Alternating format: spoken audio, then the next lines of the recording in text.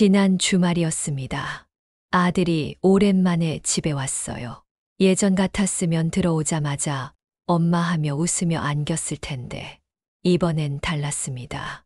인사는 했지만 얼굴엔 그늘이 드리워져 있었고 소파에 털썩 앉더니 말없이 차만 마시더군요. 그런 모습을 보니 속이 편할 리가 없지요.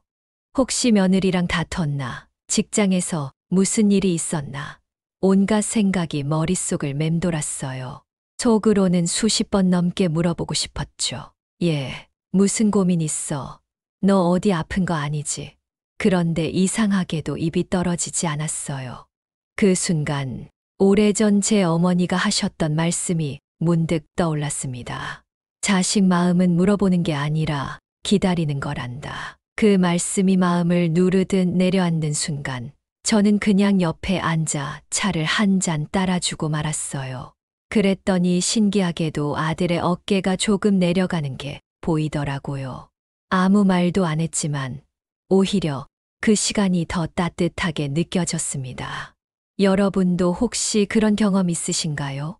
말하고 싶은 마음은 굴뚝 같은데 그 한마디가 혹시 자녀를 더 멀어지게 할까 조심스러웠던 순간, 전화 한 통이면 웃음소리로 가득했던 시절은 지나고 요즘은 간단한 안부조차 받기 어려워서 마음 한켠이 허전하셨던 적 분명 있으실 거예요. 사실 자녀가 어릴 땐 달랐습니다. 밥은 먹었는지, 숙제는 했는지, 친구랑은 잘 지내는지 매일매일 묻고 또 묻는 게 사랑의 방식이었죠. 그땐 물어야 아이도 안심하고 뭐든 이야기했어요. 그런데요, 자녀가 크고 어른이 되면 이상하게 그전과 똑같이 말해도 반응이 다르지 않으셨나요? 저도 그런 시행착오를 많이 겪었습니다. 아들이 첫 직장에 들어갔을 때 매일 전화해서 물었어요. 오늘은 어땠어? 상사한테 뭐라고 안 들었어? 그런데 어느 날 아들이 툭 하고 말하더군요. 엄마, 그냥 좀 내버려둬. 그 말에 가슴이 철렁했습니다. 내가 뭘 그렇게 잘못했나 싶어 밤새 뒤척였지요. 그런데 시간이 지나면서 깨달았어요. 자녀가 어른이 됐다는 걸 부모가 먼저 인정해 주지 않으면 그 관계는 어긋나기 시작한다는 거요. 친구 미경 씨 이야기도 떠오릅니다. 딸이 결혼한 후에도 매주 전화를 걸어 남편이랑 잘 지내니, 살림은 할 만하니? 하고 물었대요. 그러다 딸이 이렇게 말했다고 하더군요. 엄마, 나 좀 믿어줘. 나도 이제 어른이야. 그 말을 듣고 미경 씨는 충격을 받았지만 곧 자신이 딸을 여전히 어린아이처럼 대하고 있었다는 걸 인정하게 되었대요. 그래서 그 다음부턴 요즘 얼굴 좋아 보이더라 같은 말로 가볍게 안부만 묻는다고 하더라고요. 놀랍게도 딸이 오히려 먼저 고민을 털어놓기 시작했다네요. 사실 따지고 보면 자녀는 부모에게 항상 특별한 존재예요. 아무리 나이가 들어도 부모 눈엔 어린아이 같고 걱정되는 것도 당연하지요. 하지만 우리가 그 마음을 어떻게 표현하느냐에 따라 자녀와의 관계는 더 가까워질 수도 아니면 점점 멀어질 수도 있습니다. 몇 년 전 제 아들이 승진 시험에서 떨어졌을 때가 생각납니다. 저는 그냥 이렇게 말했어요. 예, 너 얼마나 열심히 한지 아빠는 알아. 잠깐 쉬어도 괜찮아. 그랬더니 아들 얼굴이 편해지더라고요. 며칠 뒤에 전화가 왔어요. 아빠, 고마워요. 덕분에 다시 해볼 용기가 났어요. 그 한마디에 가슴이 뜨끈해졌습니다. 결국 우리가 해줄 수 있는 최고의 위로는 꼭 말이 아니라는 걸 새삼 느꼈죠. 여러분, 자녀와의 관계가 예전 같지 않다고 느껴질 때 그건 사랑이 부족해서가 아닙니다. 오히려 사랑이 너무 많아서 그 표현이 조금 어긋났기 때문일 수도 있어요. 그래서 오늘 우리는 함께 그 어긋난 사랑을 다시 따뜻하게 되돌리는 방법을 하나씩 나눠보려 합니다. 어떻게 하면 자녀와의 대화가 다시 웃음으로 채워질 수 있을지, 어색한 침묵이 어떻게 따뜻한 공감으로 바뀔 수 있을지. 그리고 우리가 지금까지 해오던 방식에서 아주 조금만 바꿔도 자녀와의 거리가 훨씬 가까워질 수 있다는 걸 알려드리고 싶어요. 그 방법은 결코 어려운 것도 거창한 것도 아닙니다. 다만 우리가 그동안 무심코 지나쳤던 어떤 태도와 표현 속에 아주 큰 변화의 열쇠가 숨어 있었던 겁니다. 자, 이제 그 이야기를 하나하나 풀어가 볼까요? 끝까지 함께 해주신다면 분명히 여러분도 이거였구나 하는 순간을 마주하게 되실 겁니다. 마음에 닿는 이야기라면 구독과 좋아요, 그리고 알림 설정도 부탁드릴게요. 다음 영상에서 또 함께 웃고 공감할 수 있도록 따뜻한 이야기로 이어가겠습니다. 부모 마음이란 게 참 묘하지요. 자식 얼굴에 그림자 하나만 스쳐도 금방 알아차리는 게 바로 부모 아닙니까? 눈빛이 달라졌는지, 말투가 평소 같지 않은지, 표정이 어두운지 작은 변화 하나에도 가슴이 철렁합니다. 무슨 일 있나? 힘든 거 아니야? 하고 물어보고 싶어 입술이 들썩이죠. 그런데요, 그런 그 한마디가 오히려 자녀의 마음을 꼭 닫아버리게 할 수도 있다는 걸 우리는 종종 잊고 삽니다. 제 이웃 정수 씨 이야기가 딱 그런 경우였습니다. 정수 씨는 조용하고 인자한 분인데 그날은 표정이 많이 복잡해 보였어요.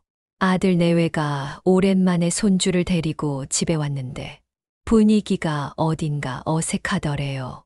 며느리는 웃지도 않고 아들은 자꾸 시계를 들여다보고 그 장면을 보면 보통 부모라면 너희 무슨 일 있는 거 아니냐? 하고 물었을 겁니다. 그런데 정수 씨는 그날 말없이 손자와 블록놀이를 했고 그냥 이렇게만 말했대요. 오늘 좀 피곤해 보인다. 아빠가 김치찌개 끓여놨으니 밥이나 먹자. 그리고 말없이 밥을 차려줬답니다. 그날 저녁은 말이 없었지만 식탁 위엔 따뜻함이 가득했대요. 그렇게 며칠이 지나고 아들에게 전화가 왔습니다. 아빠, 그날 사실 저희 부부가 좀 다퉜어. 그런데 아빠가 뭐라고 안 물어봐 주셔서 오히려 마음이 편했어요.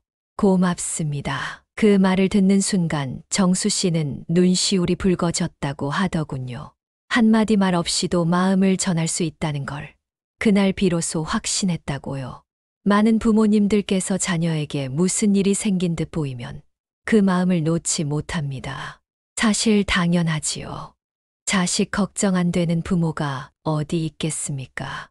하지만 문제는 바로 그 걱정이 담긴 질문이 자녀에겐 때로는 부담이 되고 방어벽이 될 수 있다는 겁니다.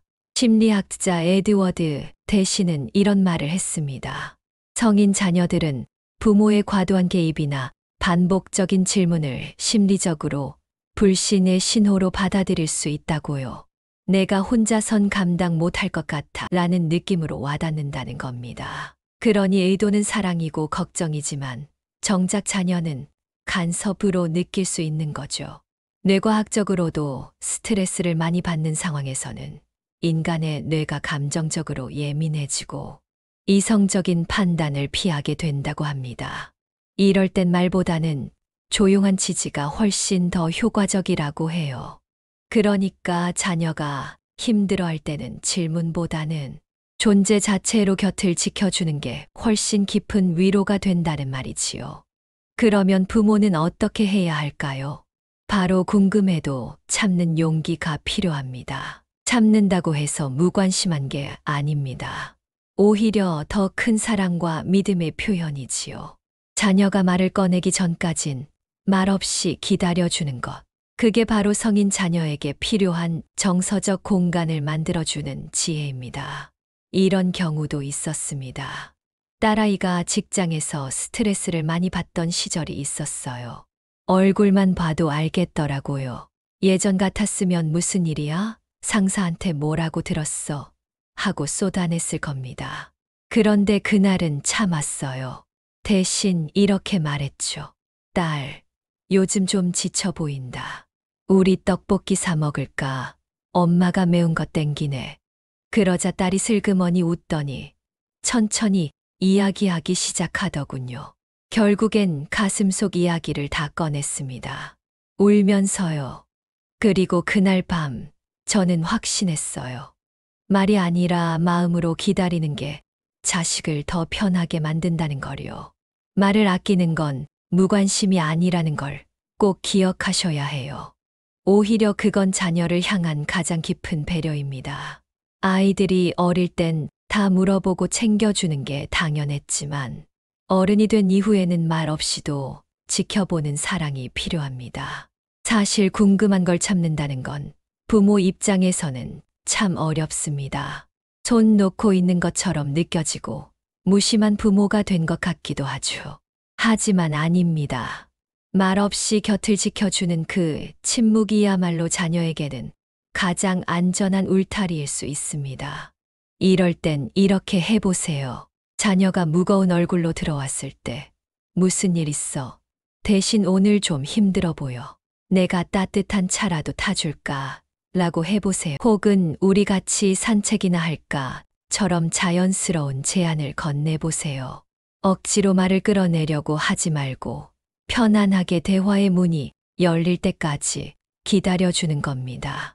결국 자녀와의 신뢰는 말보다는 느낌에서 만들어지는 경우가 많습니다. 말은 없었지만 따뜻한 밥상 하나, 가만히 등을 토닥여주는 손길 하나의 자녀는 부모의 깊은 사랑을 느낍니다. 우리가 해야 할 일은 조급하게 무언가를 알아내려는 것이 아니라 자녀가 스스로 마음의 문을 열 수 있도록 곁에서 천천히 기다려주는 일입니다. 말보다 마음이 먼저 닿아야 그들이 진짜 이야기를 꺼낼 수 있으니까요. 지금 이 순간에도 혹시 자녀가 힘들어 보이는데 어떤 말을 해야 할지 몰라 고민하고 계신가요? 그렇다면 오늘부터는 한번 참아보세요. 대신 따뜻한 차 한 잔, 밥 한 끼로 마음을 나눠보는 겁니다. 그 침묵 속에서 자녀는 오히려 더 깊이 부모의 사랑을 느끼게 될 겁니다. 부모가 자식을 돕고 싶은 건 너무나도 자연스러운 감정입니다. 자식이 힘들다 하면 4살이라도 떼어주고 싶은 게 부모 마음 아니겠어요. 더군다나 돈이나 생활과 관련된 문제라면 부모가 가만히 있는다는 건 정말 어려운 일이지요. 그런데 말입니다. 바로 그 돕고 싶은 마음이 자녀에게는 때때로 무거운 족쇄가 될 수 있다는 걸 아시나요? 한 번은 제 친구 민재 씨가 이런 이야기를 해줬습니다. 딸이 신혼집을 구하다 보니 전세금이 모자란다고 했답니다. 예전 같았으면 저축을 깨든 보험을 해지하든 해서라도 바로 도와줬을 거라고 해요. 하지만 이번엔 마음을 다잡고 이렇게 말했답니다. 딸, 우리도 이제 노후 준비에 들어가야 해서 넉넉하지는 않다. 하지만 너라면 분명히 잘 해낼 수 있을 거다. 그 말을 들은 딸은 잠깐은 섭섭한 듯 했지만 결국 혼자서 대출도 알아보고 생활비도 아껴가며 집을 마련했대요. 몇 달 뒤 딸이 전화를 해서 그러더랍니다. 아빠, 그때 안 도와줘서 오히려 고마워요. 제가 제 힘으로 해낸 게 너무 뿌듯해요.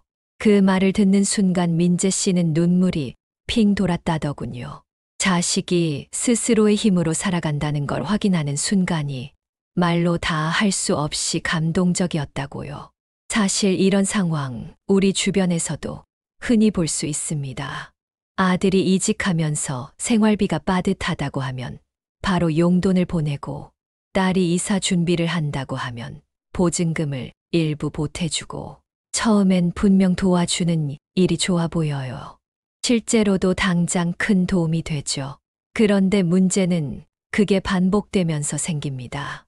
고마움은 점점 흐려지고 기대감은 점점 커진다는 겁니다. 심리학에서는 이걸 적응 현상이라고 합니다. 처음엔 부모의 도움이 고맙고 든든하지만 그게 익숙해지면 이번에도 해주시겠지라는 기대가 생긴다는 거예요. 그리고 이게 무섭게도 자식 스스로의 책임감과 판단력을 조금씩 흐리게 만듭니다. 이런 도움은 처음엔 사랑이지만 자칫하면 의존이 되어버릴 수 있습니다. 실제로 국내의 한 설문조사에서는 성인, 자녀와 부모 사이의 갈등 중 40% 이상이 돈 문제에서 비롯된다고 합니다. 부모는 점점 더 부담스러워지고 자식은 언제부턴가 당연하게 손을 내밀게 되는 겁니다. 이게 반복되면 사랑으로 시작한 관계가 오히려 서로를 지치게 만들 수 있지요. 여기서 중요한 건 부모의 도움이 자립을 방해하지 않도록 균형을 잡는 겁니다. 여러분, 도와주고 싶은 그 마음을 무조건 참고 억누르라는 뜻은 아닙니다. 대신 정말 필요한 때와 정말 내가 해야 할 도움인지를 한 번쯤 더 생각해 보는 거죠. 때로는 그 자리를 지켜보는 것, 그리고 자녀 스스로 해낼 수 있도록 믿고 기다려주는 것이 진짜 도움이 될 수 있습니다. 제가 겪은 일이 하나 있어요. 몇 해 전 아들이 창업을 하겠다며 자금이 필요하다고 했어요. 예전 같았으면 얼마나 필요한데? 하며 당장 통장을 열었겠죠. 그런데 그날은 마음을 꾹 누르고 이렇게 말했습니다. 얘야, 돈은 어렵지만 아빠가 괜찮은 카페를 아는데 거기 앉아서 사업 계획이나 차근히 얘기해보자. 그 뒤로 아들은 스스로 사업 자금을 모으고 실패도 겪고 다시 일어섰습니다. 지금은 자신감이 붙었는지 제가 먼저 물어보기 전에도 일 얘기를 술술 털어놓습니다. 그때 제가 바로 도와줬다면 아들이 지금처럼 자기 힘으로 뭔가를 이루는 기쁨을 맛볼 수 있었을까 싶어요. 물론 이렇게 말하면 자식이 정말 어려울 땐 도와줘야 하지 않느냐고 하실 수도 있습니다. 네, 맞습니다. 진짜 위기일 때 부모만큼 든든한 존재는 없지요. 그러나 도움이 계속될 때 그건 어느새 자녀의 발목을 붙잡는 무거운 돌이 될 수도 있다는 걸 우리는 잊지 말아야 합니다. 부모가 모든 걸 대신 해주는 것보다는 자녀가 스스로 넘어지고 다시 일어서는 과정을 옆에서 묵묵히 지켜봐 주는 것이 훨씬 더 큰 힘이 됩니다. 자립이라는 건 실패를 통해 배우고 해결하면서 커가는 과정이니까요. 도와주는 대신 자녀가 가진 힘을 믿어주는 겁니다. 도와주고 싶을 때 한 걸음 물러서는 건 결코 냉정함이 아닙니다. 오히려 가장 따뜻하고 성숙한 사랑입니다. 이렇게 말해보세요. 우린 지금 여유가 크지 않아.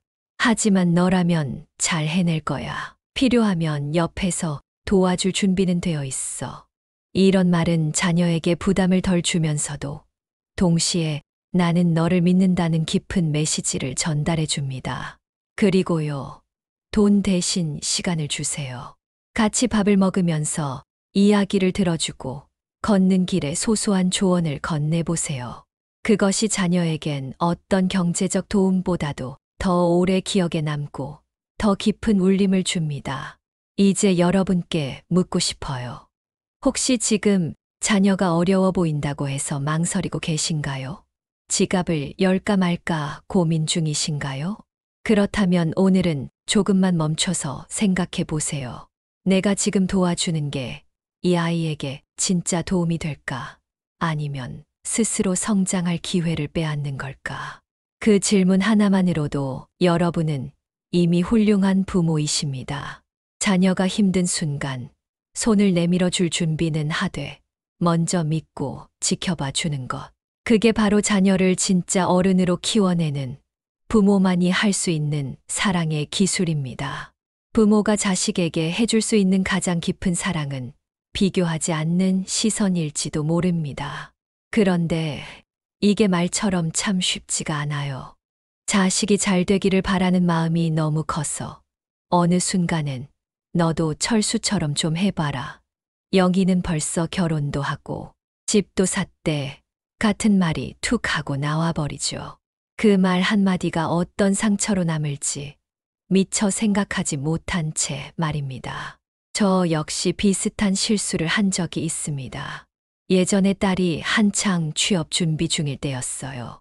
마음이 조급해서였을까요? 내 친구 혜진이는 이번에 외국계 회사에 붙었다더라. 한마디 툭 던졌는데요. 딸은 그냥 웃으며 아, 그래요? 하고 넘겼지만 그날 밤 늦게 딸 방 불이 꺼지지 않더라고요.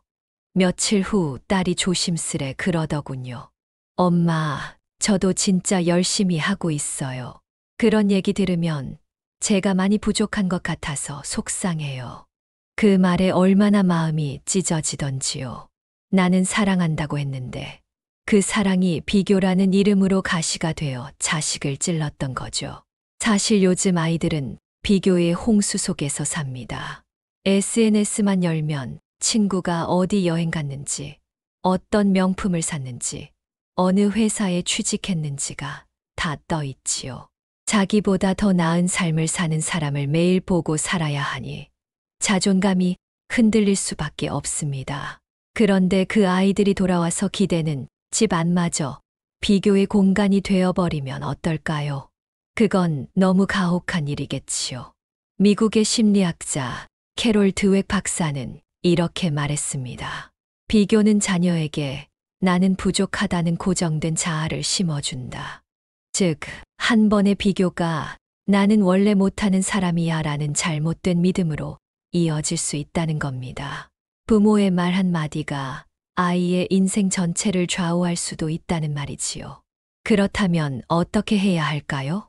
첫째, 자녀를 결과로 평가하지 말고 과정을 칭찬해 주세요. 시험에 떨어졌든 취업에 실패했든 그걸 준비하면서 흘린 땀과 눈물을 먼저 봐주는 겁니다. 그렇게 준비한 내 모습, 엄마는 정말 자랑스럽다.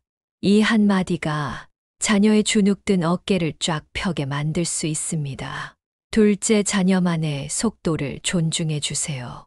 누군가는 20대에 성공하고 누군가는 40대에 꽃을 피웁니다. 요즘 세상은 옛날처럼 한 길만 있는 게 아닙니다. 자식이 조금 느리더라도 돌아가더라도 그 길에서 스스로의 색깔을 찾아가고 있다면 그것만으로도 대견하지요. 셋째, 자녀의 방식과 선택을 믿어주세요. 그 일을 하기로 한 건 너의 선택이니까 나는 내가 어떤 길을 가도 응원할게. 이 말이야말로 자녀에게 가장 큰 용기를 주는 겁니다. 누군가 나를 믿어준다는 확신이 있을 때 사람은 비로소 자기 힘을 믿고 전진할 수 있습니다. 저희 옆집에 사는 순자 어르신 이야기를 해드릴게요. 순자 어르신은 손주 셋을 키운 딸이 프리랜서로 일한다는 걸 한때 걱정했대요. 얘, 회사 다니는 게 낫지 않니? 라는 말이 목구멍까지 올라왔지만 꾹 참고 대신 이렇게 말했다고 합니다. 내가 하고 싶은 일 하면서 아이들도 잘 챙기고 있다니 나는 그게 참 대견하구나. 그 말에 딸이 눈시울을 붉히며 고맙다고 하더랍니다. 엄마가 저를 믿어주니까 더 열심히 살아야겠단 생각이 들어요. 그 말에 순자 어르신도 눈물을 훔치셨다지요. 결국 부모의 사랑은 말이 아닙니다. 조건 없이 있는 그대로 바라봐 주는 시선. 그게 바로 자녀의 마음을 열고 삶의 길을 밝히는 등불이 되는 겁니다. 여러분, 우리가 오늘 나눈 3가지 지혜를 한번 되새겨 봅시다. 궁금해도 참기, 도와주고 싶어도 멈추기, 그리고 비교하지 않기. 이건 단순한 행동 지침이 아니라 우리 자녀들을 위한 진짜 사랑의 실천입니다. 사랑은 때로는 말보다 침묵, 도와주는 것보다 믿음, 그리고 채찍보다 존중에서 시작됩니다. 자녀가 멀어졌다고 느껴지시나요? 자식이 내 마음을 몰라줘서 속상하셨나요? 괜찮습니다. 지금부터라도 이 작은 지혜들을 실천해 보세요. 어느 날 자녀의 눈빛 하나, 전화 한 통, 문자 한 줄에서 엄마, 아빠, 고마워요. 나를 있는 그대로 사랑해줘서. 이런 말이 돌아올지도 모릅니다. 여러분의 사랑은 이미 충분합니다. 다만 그 사랑을 어떻게 전하느냐가 달라질 뿐입니다. 조급함 대신 기다림으로, 비교 대신 믿음으로 우리는 여전히 자녀에게 가장 큰 힘이 되어줄 수 있습니다. 이 영상이 작은 울림이 되었기를 바랍니다. 혹시 아직 구독과 좋아요 안 누르셨다면 그 버튼 한번 눌러주시면 앞으로도 마음 따뜻해지는 이야기들 더 자주 전해드릴 수 있을 거예요. 오늘도 함께 해주셔서 진심으로 감사합니다.